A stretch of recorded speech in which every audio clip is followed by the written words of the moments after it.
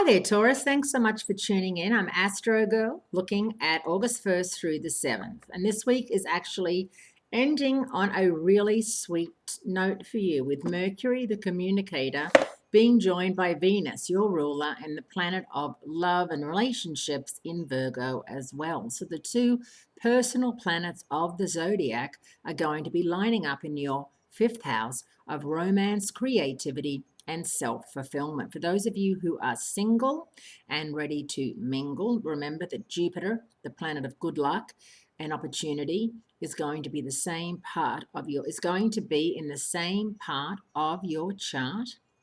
And this means that if you're single, really be on the lookout for someone who is available and who meets a lot of your criteria, knowing how fussy you Taurians can be. If that person you meet is born under the sign of Virgo or Capricorn or Scorpio, all great matches.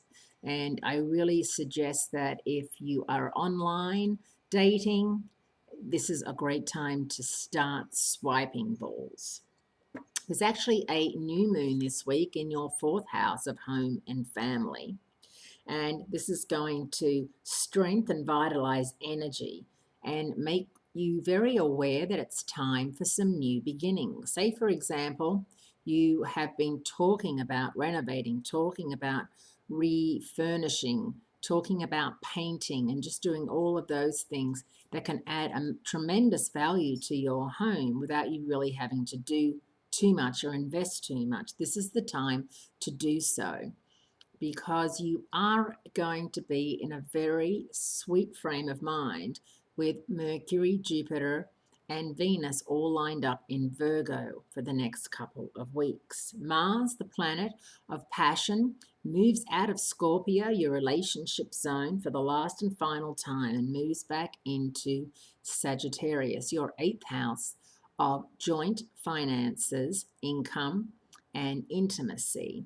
Now, of course, the two things that cause more relationships to fail and break down are money and sex. And they don't have to be in that order. It could be sex and money. Not enough of either. And I see that with my clients. You know, one person wants to have a lot more sex than the other person does, or one person feels they're paying for the other person all the time while that other person goes to school and follows their dream.